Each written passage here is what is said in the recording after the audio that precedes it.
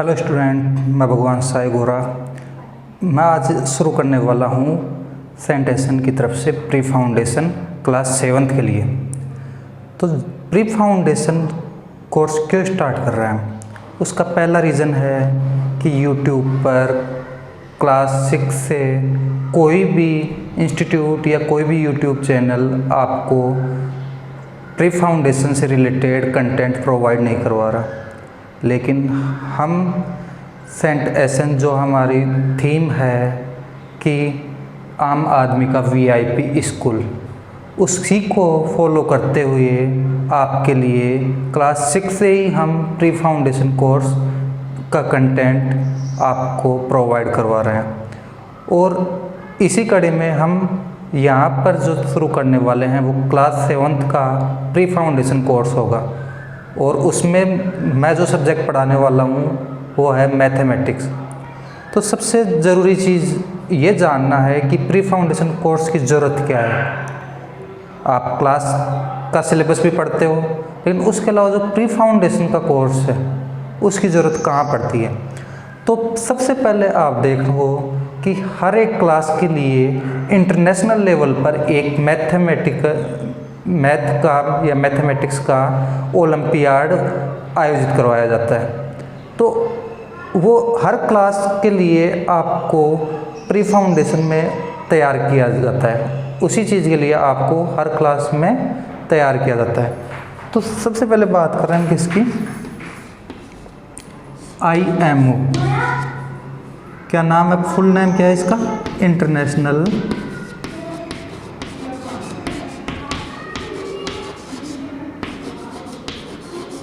Maths olympiad. अगर आप इसमें पार्टिसिपेट करने के लिए इच्छुक हैं या आप पार्टिसिपेट करना चाहते हैं इसमें, तो इसके लिए आपका जो बेसिक्स होगा वो यहाँ से तैयार होगा। दूसरा चीज़ है कि NTSC एंड KVPY, ये दो डिफरेंट एग्ज़ाम है जो इंडियन गवर्नमेंट आयोजित करवाती है आपको स्कॉलरशिप के लिए, NTSC एंड KVPY। तो इनके लिए भी आप अभी से तैयार होना शुरू होते हैं। ये एग्ज़ाम आपकी 10th के बाद होती हैं या फिर 11th-12th में होती हैं, तो इनके लिए भी आपका जो फाउंडेशन होता है वो यहीं से शुरू होता है। अगर आप बाद में जाकर अगर फाउंडेशन कोर्स शुरू करते हैं तो उससे क्या होगा कि आपको जो बेसिक्स है वो आपका वीक रहेगा। अगर आप अभी से फाउंडेशन कोर्स करते हैं तो ये आपको आगे हेल्प करेगा। उसके बाद हायर एजुकेशन के लिए 2 एग्ज़ाम होती हैं, JEE एंड नीट। अगर आप हायर एजुकेशन में 2 फील्ड, पहला फील्ड इंजीनियरिंग फील्ड और दूसरा फील्ड मेडिकल फील्ड, अगर आप इनमें जाना चाहते हैं तो उसके लिए भी आपके बेसिक्स यही फाउंडेशन कोर्स से कवर होते हैं। पहला क्या है, JEE। जो आप मैथ्स पढ़ने वाले हैं वो आपको काफ़ी हद तक हेल्प करेगी JEE के लिए, और जो आप फाउंडेशन कोर्स में बायोलॉजी पढ़ने वाले हैं वो आपको हेल्प करेगी नीट के लिए। इसके अलावा भी काफ़ी जगह आपको प्री फाउंडेशन कोर्स आपको काफ़ी जगह हेल्प करेगा, जैसे एयरफोर्स वगैरह में, आर्मी में या नेवी में आप जाना चाहते हैं तो उसके लिए एक एग्ज़ाम होती है NDA, उसके लिए भी आप ये प्री फाउंडेशन कोर्स से तैयार कर सकते हैं। तो अब हम पढ़ने वाले हैं मैथ्स में जो हमारा आज का टॉपिक रहेगा वो रहेगा फर्स्ट टॉपिक, जहाँ से बेसिक शुरू करते हैं वो है नंबर सिस्टम्स। तो पहला टॉपिक क्या है अपना, पहला चैप्टर क्या है, नंबर सिस्टम्स।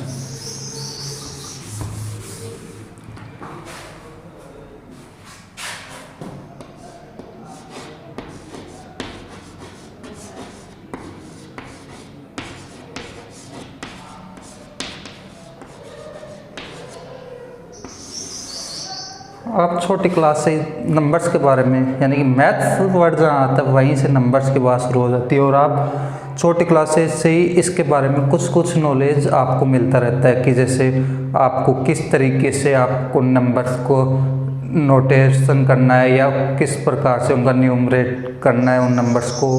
उसके अलावा भी आप काफ़ी चीज़ें जानते हैं, जैसे कि इनको किस तरीके से क्लासिफाइड कर सकते हैं। ये सब चीज़ें आपको बेसिक पता होती है। उसके बाद भी फिर भी हम थोड़ा सा और समझते हैं कि किस तरीके से इनको क्लासिफाइड कर सकते हैं। तो क्लासिफाइड करने के लिए अपने पास देखते हैं कि टाइप्स ऑफ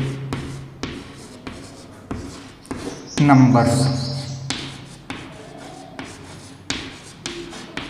हम इसको क्लासिफाइड करने वाले हैं डिफरेंट टाइप्स में।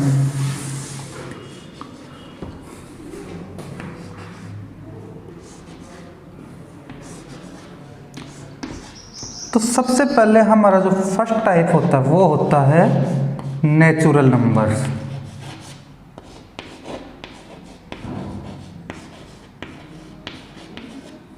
उसके बाद हमारा जो दूसरा टाइप होता है वो होता है होल नंबर्स।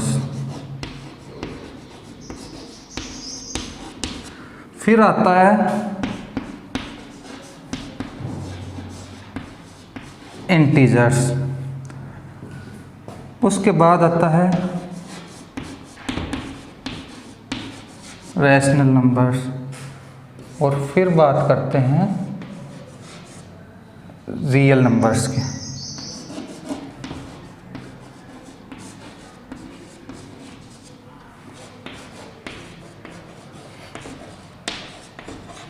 इसके अलावा भी और भी कई पार्ट्स में क्लासिफाइड कर सकते हो, जैसे इंटीजर को दो पार्ट्स में क्लासिफाइड कर सकते हो कि 2 या 4, कई बार आप इसको 2 तरीके से क्लासिफाइड करते हो, फिर 2 तरीके से और क्लासिफाइड करते हो आप।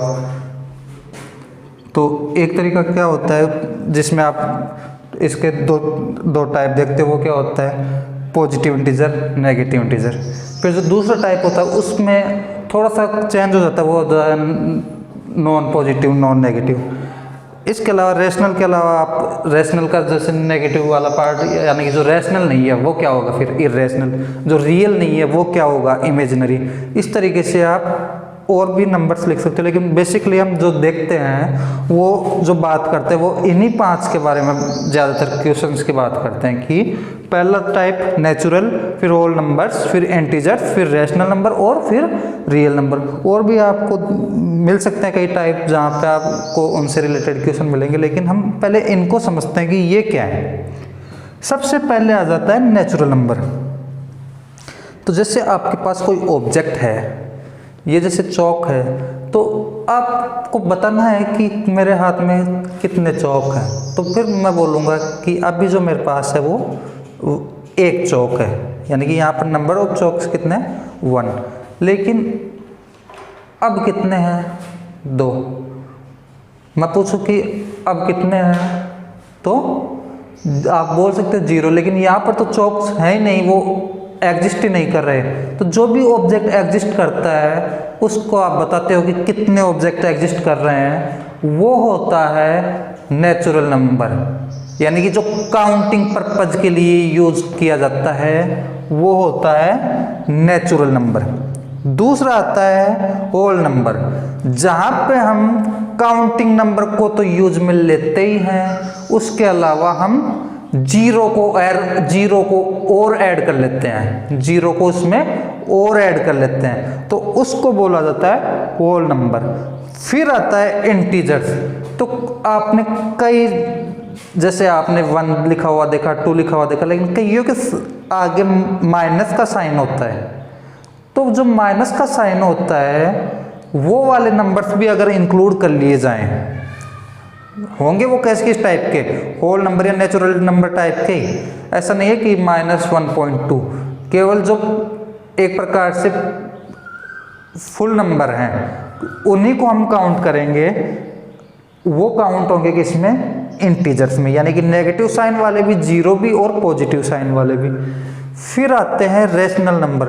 कुछ नंबर्स आपको फ्रैक्शन टाइप में लिखे हुए दिखाई देते हैं, जिनको हम फ्रैक्शन की फॉर्म में लिख सकते हैं। फ्रैक्शन अलग वर्ड है, लेकिन फ्रैक्शन की फॉर्म में हम जिनको लिख सकते हैं उसको बोलते हैं रैशनल नंबर। फ्रैक्शन की डेफिनेशन अलग होती है, क्योंकि फ्रैक्शन में आप के पास जो दोनों ऊपर और नीचे जो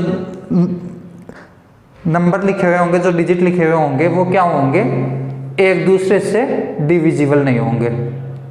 यानी कि जो उसका न्यूमरेटर होगा वो डिनोमिनेटर से डिवाइड नहीं होगा। लेकिन यहाँ पर हम उस ऐसा नंबर भी लिख सकते हैं, जैसे अगर हमें किसी नंबर को डिवाइड करना है तो उसकी जो लिस्ट फॉर्म होगी वो कौन सी होगी कि हम उसको 1 से डिवाइड कर दें।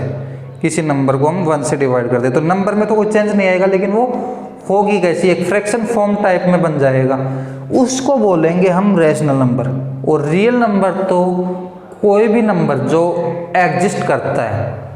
पूछोगे आप कि क्या इमेजिनरी नंबर भी होता है, तो इमेजिनरी नंबर को आप इस तरीके से समझ सकते हो, जैसे आपने 2 का स्क्वायर लिखा, कितना होगा 4, -2 का स्क्वायर लिखोगे तब भी आपको क्या मिलता है 4।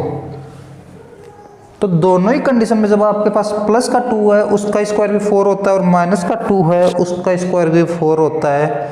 अगर मैं इस 4 का रूट, इस 4 का अगर मैं स्क्वायर रूट लूँ, इस 4 का स्क्वायर रूट लूँ तो क्या होगा 2, क्या होगा 2।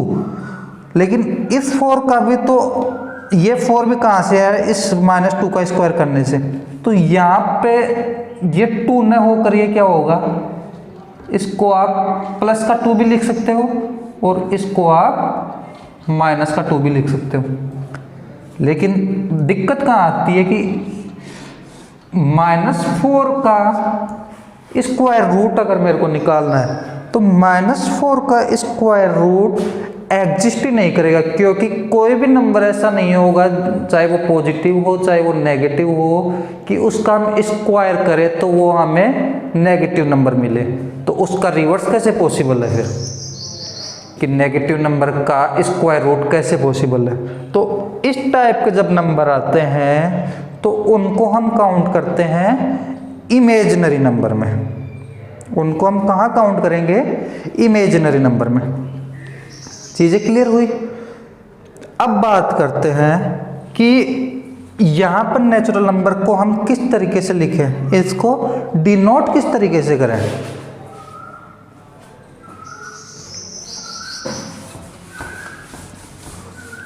कौन सा सिंबल या कौन सा नोटेशन हम इसको शो करने के लिए यूज करें, तो वो होता है एन। एन कहाँ से आया, नेचुरल का जो फर्स्ट एन है उसको हमने यहाँ लिख दिया, यानी कि इसकी फुल फॉर्म को हम शॉर्ट में लिख रहे हैं, एक कैपिटल लेटर से शो कर रहे हैं नेचुरल नंबर को। ऐसे ही यहाँ भी कर सकते हैं, यहाँ भी कर सकते हैं। अब दिक्कत आती है यहाँ पर कि यहाँ पे भी फर्स्ट डिजिट, जो फर्स्ट लेटर है वो आर है, और यहाँ भी फर्स्ट लेटर है वो क्या है, आर है। तो इस केस में कि इसके लिए आर लिखे या इसके लिए आर लिखे, तो हम लिखते हैं किसके लिए आर, इसके लिए। तो अब इसके लिए आर लिख दे तो फिर कंफ्यूजन क्रिएट होगा। तो इसको सॉल्व करने के लिए, हम इस प्रॉब्लम को दूर करने के लिए हम क्या लिखते हैं यहाँ पर, क्यू। यहाँ पर क्या लिखते हैं हम, क्यू। क्या लिखेंगे, क्यू।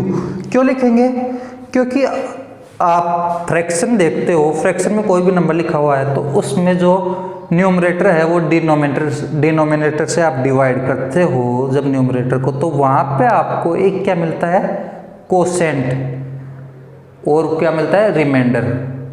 कोसेंट और रिमाइंडर कुछ इस तरीके से, जैसे मान लो 8/5 है तो कुछ इस तरीके से आप इसको डिवाइड करोगे 8 को 5 से, तो यहाँ पे आप कोसेंट लिखने वाले हो और यहाँ पे आप रिमाइंडर लिखने वाले हो। तो फ्रैक्शन की वजह से एक नंबर हमेशा हमें जो मिलेगा वो क्या मिलता है, कोसेंट। तो यहाँ से ये वर्ड यूज किया, ये जो लेटर है वो यहाँ से लिया हमने कि ये एक कोशेंट की फॉर्म में यहाँ से इसकी कोई भी वैल्यू मिलती है, जो भी नंबर लिखा हुआ होगा यहाँ पर, जैसे 4/2 लिखा हुआ हो तो यहाँ से अपने को क्या मिलने वाला है, 2 मिलने वाला है कोशेंट, ठीक है। तो उसकी वजह से हम यहाँ पर क्यों लिखते हैं, यहाँ पर भी आपको कई बार आई की जगह पर जेड लिखा हुआ मिलेगा। एक जर्मन वर्ड है जाहल, एक जर्मन वर्ड क्या है, जाहल। इसका जो मीनिंग होता है इंग्लिश में, इसका जो मीनिंग होता है वो होता है नंबर से। इसको इंग्लिश में क्या लिखते हैं, नंबर। ये कौन सी लैंग्वेज में है, जर्मन में। तो कई जगह आपको इससे डिनोट किया हुआ भी मिल जाएगा, क्या, इंटीजर्स। तो आप आई भी यूज कर सकते हो इसको शो करने के लिए और जेड भी यूज कर सकते हो, ठीक है।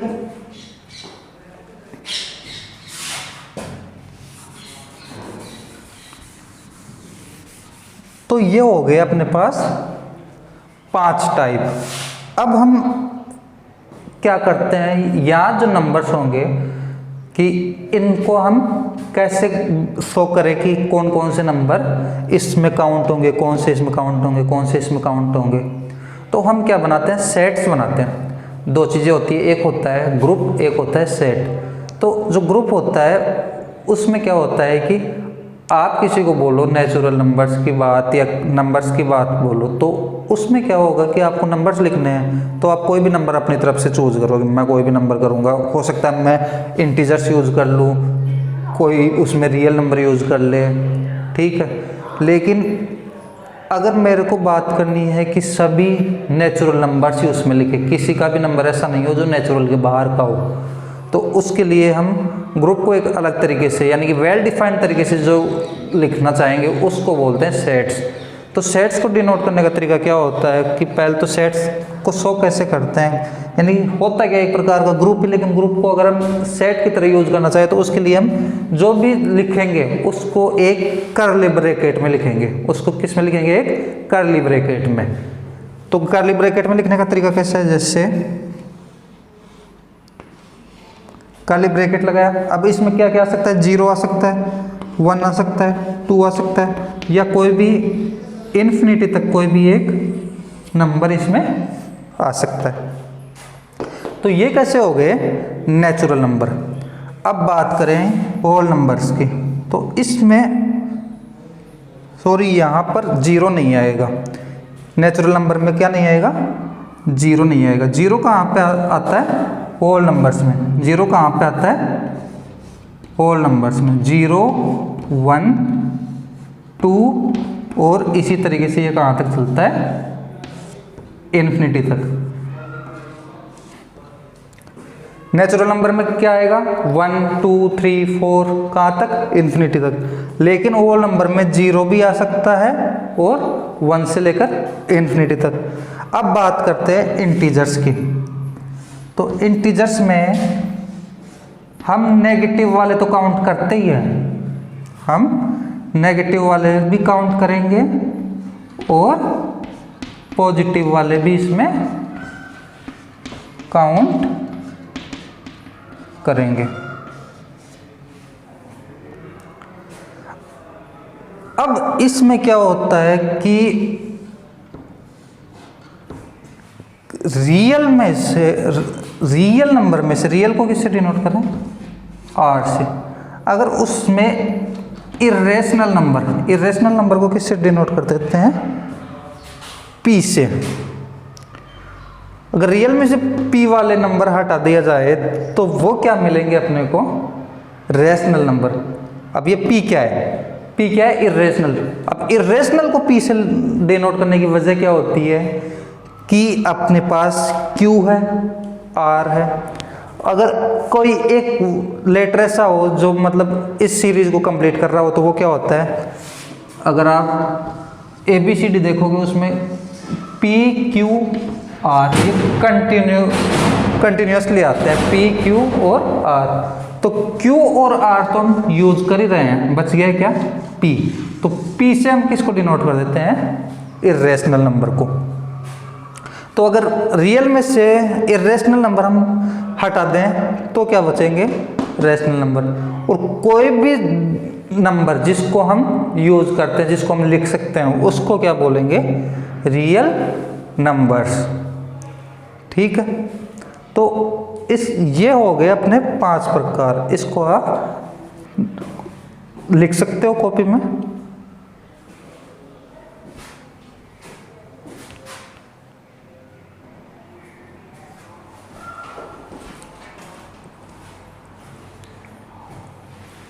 अब हम बात करते हैं कि 2 वर्ड्स होते हैं अलग अलग, एक होता है फैक्टर और एक होता है मल्टीप्लायर। 2 क्या वर्ड आपके पास अलग अलग, एक वर्ड है फैक्टर और एक है मल्टीप्लायर। फैक्टर को आप डिविजर भी बोल सकते हो।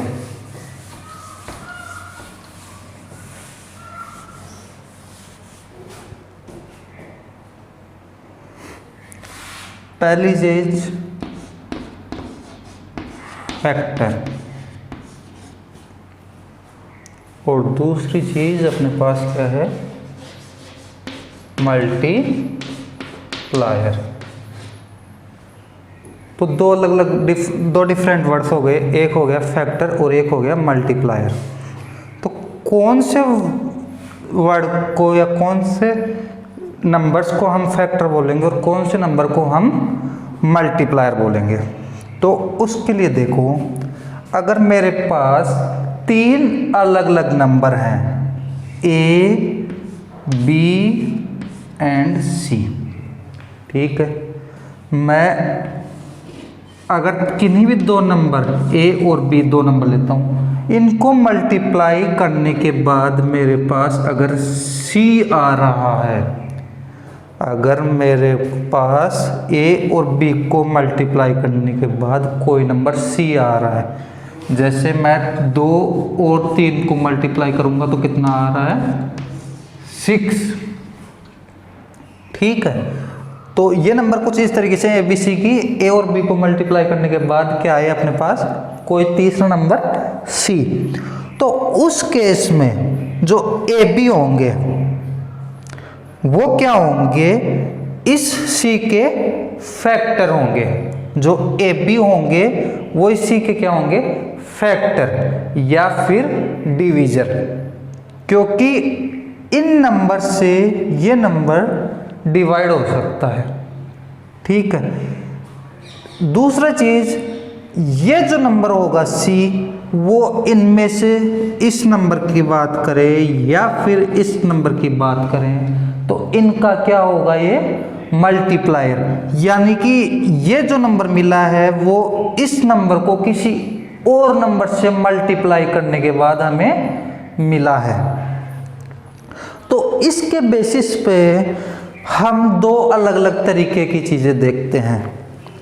एक होता है HCF, एक क्या होता है HCF, या फिर आपको मिलेगा GCD।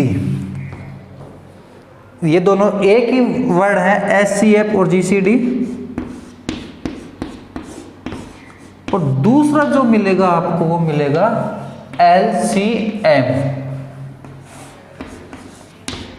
दूसरा क्या मिलेगा आपको, LCM। पहला HCF या GCD और दूसरा LCM। फुल फॉर्म देख लेते हैं इनकी। फुल फॉर्म क्या होगी, हाईएस्ट कॉमन फैक्टर या फिर greatest common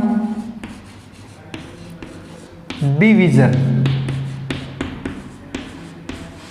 highest common factor या फिर ग्रेटेस्ट कॉमन डिवीजन।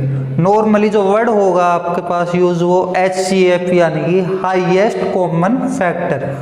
और दूसरी चीज है वो क्या है, लीस्ट कॉमन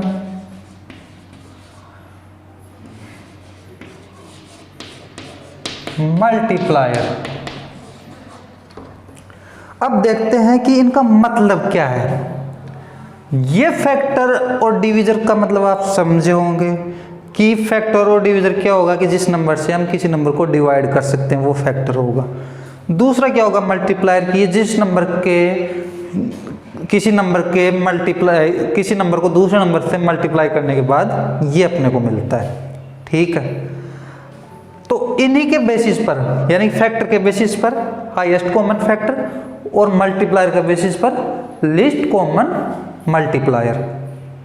अब इसमें देखिए कि जो हाईएस्ट कॉमन फैक्टर की जब बात होगी तो इसमें क्या करेंगे हम, कोई भी अपने पास दो या दो से ज्यादा नंबर दिए हुए हों, दो या दो से ज्यादा नंबर दिए हुए हों, तो हम पहले तो क्या करेंगे, उनका फैक्टराइजेशन करेंगे, उनको प्राइम फैक्टर्स में। प्राइम फैक्टर मतलब क्या होता है कि उसके और फैक्टर ना किए जा सकें। जैसे 2 है तो 2 को आप और प्राइम फैक्टर्स में यानी कि उसके और ज़्यादा फैक्टर आप नहीं कर सकते हो।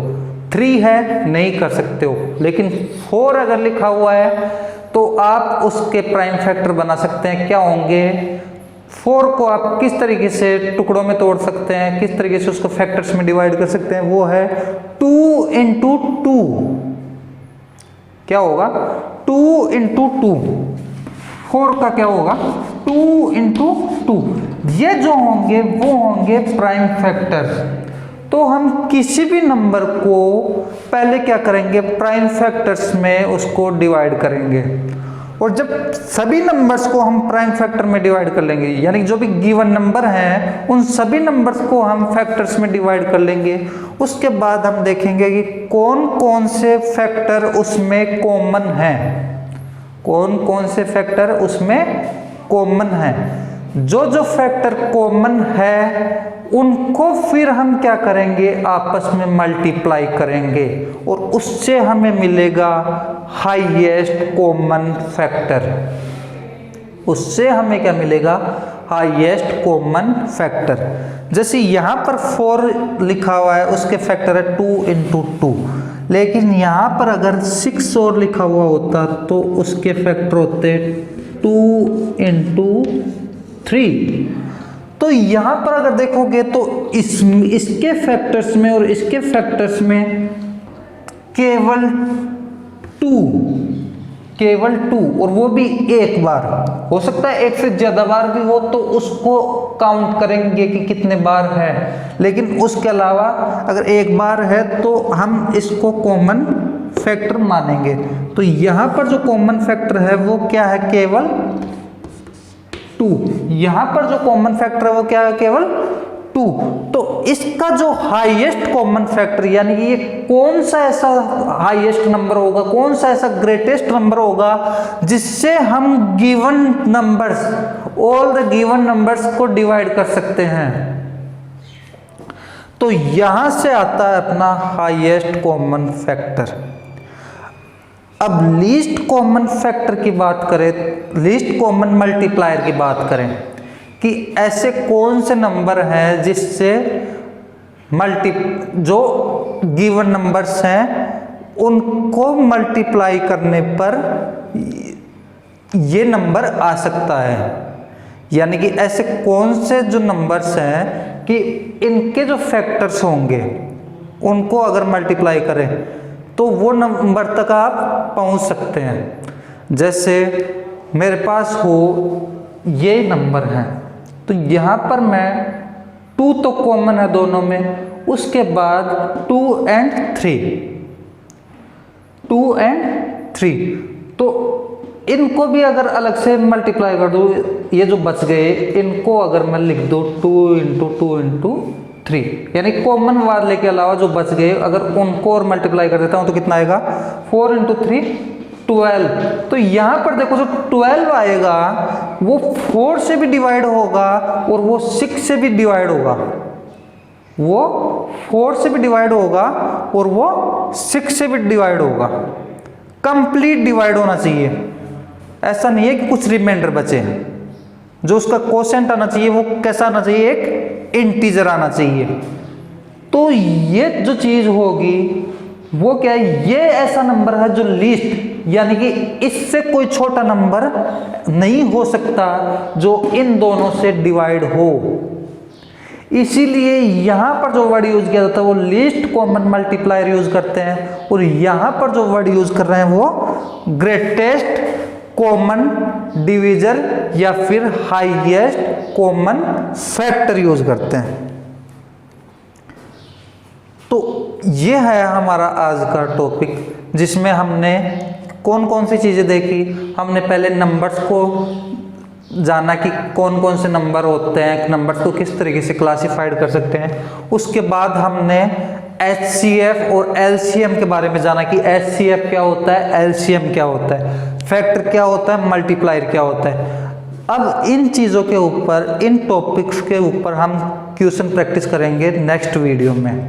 अगर आपको यहाँ तक किसी भी प्रकार के डाउट हो तो आप वीडियो के कमेंट सेक्शन में कमेंट कर सकते हैं, आप हमें कॉल करके बता सकते हैं, मैसेज के थ्रू इंटरेक्ट कर सकते हैं। किसी भी तरीके से आप हमें ये बता सकते हैं कि कहाँ प्रॉब्लम्स है, कौन से टॉपिक्स को समझाने में प्रॉब्लम है, ताकि उन चीज़ों को हम नेक्स्ट वीडियो में इम्प्रूव कर सकें।